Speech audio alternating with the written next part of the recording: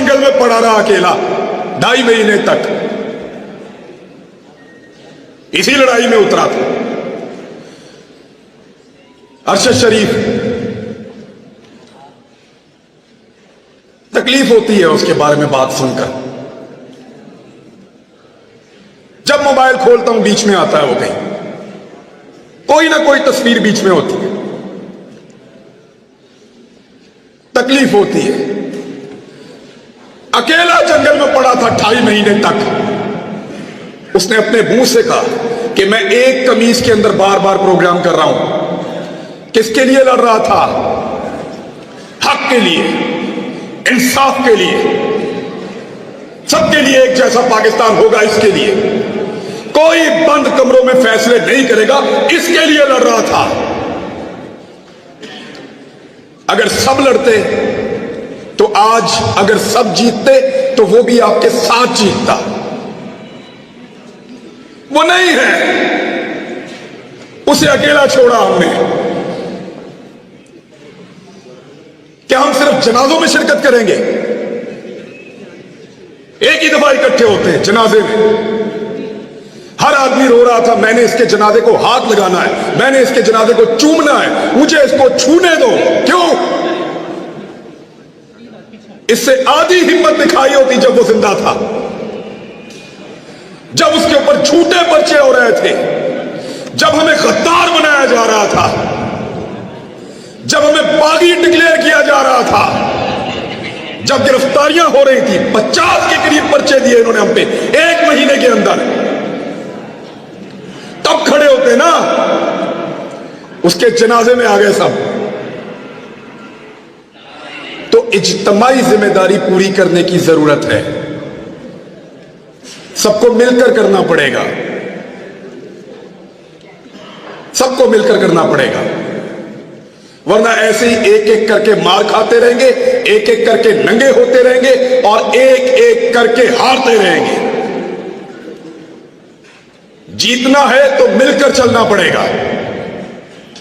यह 2 दिन पहले जनरल बाजवा साहब ने खिताब किया, अपना आखिरी खिताब।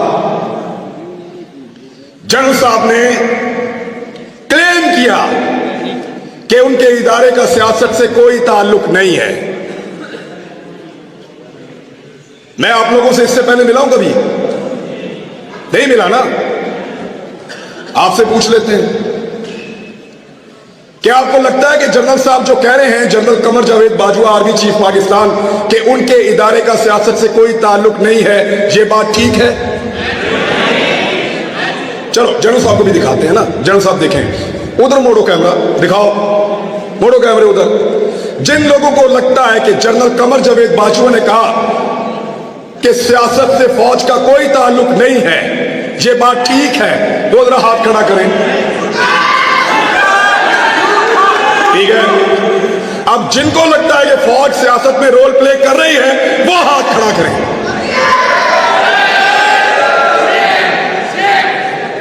लो जनरल साहब, ये रह गया एतबार आपका। निकलो बाहर, पूछो लोग किसकी इज्जत करते हैं। पता करो, मारने वालों की इज्जत कर रहे हैं या मरने वालों की? पूछो जिन्होंने जमीन तंग की, जिन्होंने मारा, बाहर लोग उनकी इज्जत कर रहे हैं। निकल के देखो पूरी दुनिया के अंदर, जाओ जाओ, निकलो पूरी दुनिया में, तुम्हें तुम्हारी औकात पता चले। लोग तुमसे प्यार करते हैं या जान देने वाले अरशद शरीफ से प्यार करते हैं? पूछो जाके, आईना नजर आएगा, औकात पता चलेगी। जान से ही मार दिया। इस मुल्क को उसके लिए इन्होंने जहन्नुम बनाया था।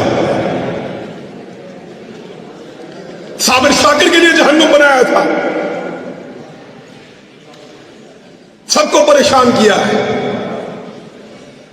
हमारे खानदानों तक को हरासा किया गया है, क्योंकि हम अकेले अकेले लड़ रहे थे। सबको लड़ना पड़ेगा। तुम्हें सिर्फ मारना आता है, तुमने सिर्फ मारना सीखा है। हमें मरने के अलावा भी बहुत कुछ आता है, और वो हम करके दिखाएंगे इंशाअल्लाह।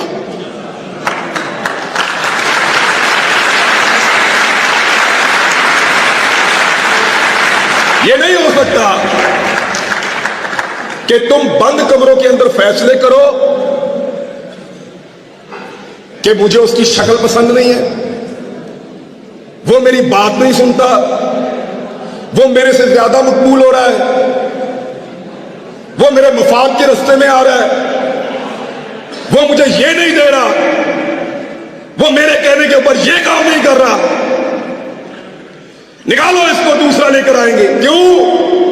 तुम्हारे बाप का मुल्क है, हमारा पाकिस्तान।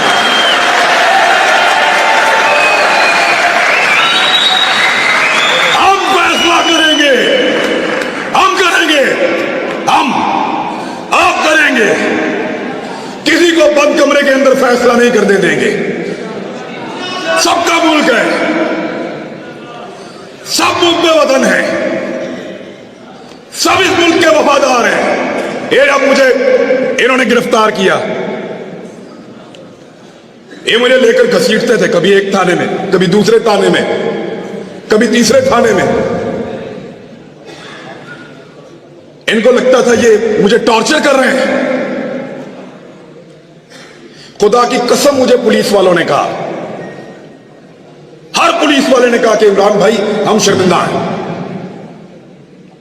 पूरा निजाम जरगमाल बनाया हुआ था, एक आदमी की हमदर्दी इनके साथ नहीं थी।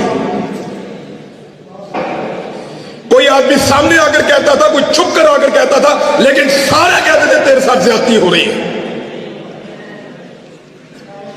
लेकिन जिस दिन सब मिलकर कहेंगे, आदम सवाती ने अकेले बुजुर्ग आदमी ने तमीज सिखा दी ना। आज देखा आपने, पहले उसको रात के अंधेरे में गिरफ्तार किया, रात को आए चोरों की तरह, डाकुओं की तरह, उसकी फैमिली के सामने उसको मारा, टॉर्चर किया, जलील किया, ले जाकर कपड़े उतारे, वीडियो बनाई और उसको रुसवा किया।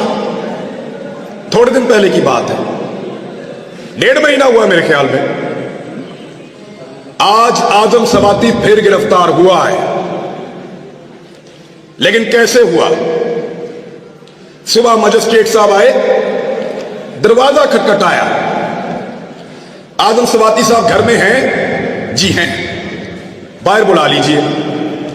आजम सवाती साहब बाहर आते हैं और उनको वारंट दिखाया कि हुजूर आपके खिलाफ कानूनी चाराजोई हुई है, ये वारंट मौजूद है, आपकी गिरफ्तारी करना चाहते हैं। बड़े ना बंदे दे पुत्र, एक आदमी तमीज सिखा रहा है। सोचो,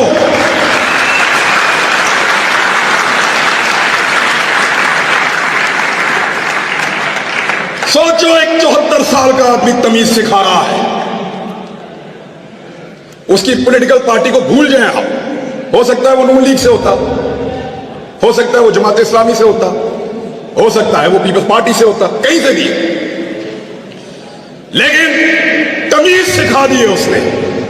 अब रात को नहीं आएंगे, कपड़े नहीं उतारेंगे, वो जुल्म नहीं करेंगे। तो इसलिए डट जाना जरूरी है। जितने लोग आज तक तारीख में डट गए, क्या उन सबको यकीन था कि वो जीत जाएंगे? नहीं, बिल्कुल नहीं। अंधे को भी नजर आता था कि ये जंग जीते जाने के काबिल नहीं है। पोरस को पता था कि सिकंदर बहुत ताकतवर है। सबसे बड़ी मिसाल देता हूं, क्या इमाम हुसैन रज़ी अल्लाह तआला अन्हु को और उनके साथियों को नहीं पता था? यकतरफा लड़ाई थी। जरूरी नहीं है कि आपने सारी लड़ाइयां जीतनी हो, कुछ लड़ाइयां आपको सिर्फ लड़नी होती हैं, उनमें उतरना पड़ता है।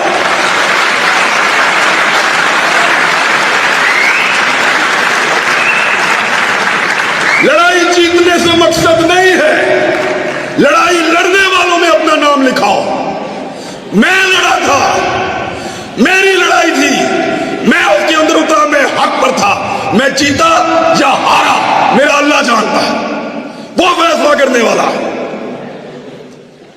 लड़ाई कौन जीता? इमाम हुसैन जीते या यजीद जीता? सबका इत्तेफाक है इस बात पे। तो फिर लड़ाई लड़ना सीखो, लेकिन इज्तिमाई फायदे के लिए।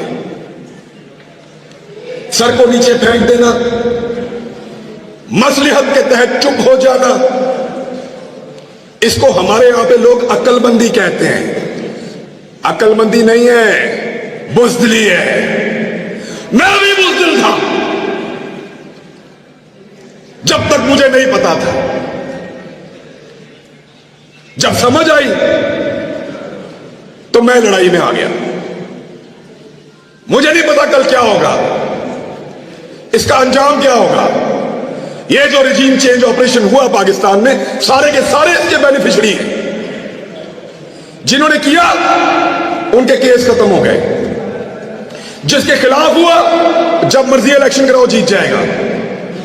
यानी इमरान खान को भी फायदा, शहबाज शरीफ को भी फायदा, जो करने वाले उनका भी फायदा। सब कुछ ना कुछ लेकर गए। नुकसान किसका हुआ? हमारा हुआ है। हमारा एक आदमी कम हो गया है। अगर दोबारा लड़ाई होगी तो हम अपने एक बेहतरीन आदमी के साथ मैदान में नहीं आ सकेंगे। हमारा एक आदमी कम हुआ, अरशद शरीफ। नुकसान तो हमारा हुआ है, फायदा तो सबने उठा लिया है। मेरी आप सबसे गुजारिश कि लड़ाई को लड़ना सीखिए, इस रविश को बदलिए। अगर ये इस्लामी जमहूरिया पाकिस्तान में डेमोक्रेसी है तो फिर सही वाली होनी चाहिए, या तो निजाम को ही बदल दो। ये नहीं हो सकता कि आप दुनिया को पढ़ाएं कि पाकिस्तान में जमहूरियत है और जहां पे आप तमाशा लगा कर रखेंगे, चार बंदे बैठेंगे और फैसला करेंगे और पूरा का पूरा निजाम बदल देंगे। ये नहीं होने देंगे। कहने को मैं और बहुत कुछ कह सकता हूं, फिर इन लोगों को फोन आएंगे, फिर इनसे पूछेंगे मुंतजिम कौन था।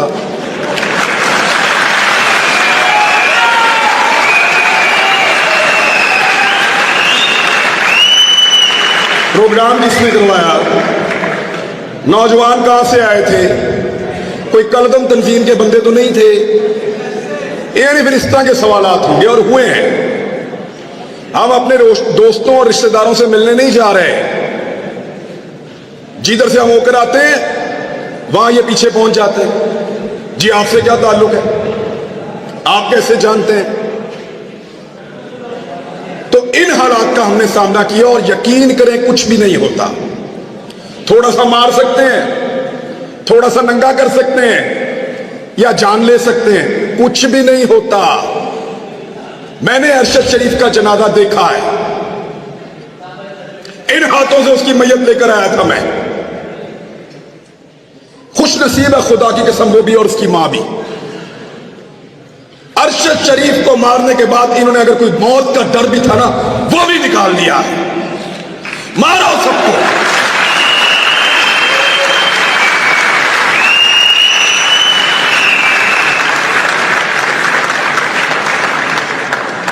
क्योंकि जब आपको इस बात का यकीन हो कि आप तारीख की दुरुस्त सिमत पे खड़े हैं, जब आपको यकीन हो कि आप जुल्म के खिलाफ खड़े हैं, तो फिर इससे कोई फर्क नहीं पड़ता कि आपके साथ क्या हो रहा है। मैं ये पहली दफा गिरफ्तार नहीं हुआ। एक छोटी सी चीज आपको बताता हूं, मैं पहले भी गिरफ्तार हुआ हूं मैं, लेकिन पहले मेरा दिल ही नहीं लगता था। एक लम्हे के लिए भी मेरा दिल करता था मैं अभी बाहर आ जाऊं, और इस मर्तबा मुझे परवाह भी नहीं थी ये जो मर्जी करें। जब आप किसी कॉज के साथ खड़े होते हैं, जब आपको लगता है कि आप जुल्म और जबर के खिलाफ खड़े हैं, तो फिर अल्लाह ताला भी आपको हौसला देता है, आपको इस्तकामत देता है और आपको सब्र देता है। मैंने सीखा इन दिनों में ये सारा कुछ। मेरे ख्याल में इतनी बात बहुत है। थैंक यू वेरी मच जी, बहुत शुक्रिया आपका। मेरे साथ सब लोग मिलकर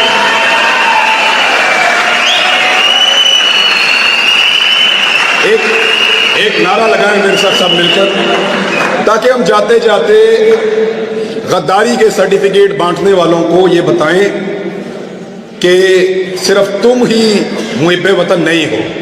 पाकिस्तान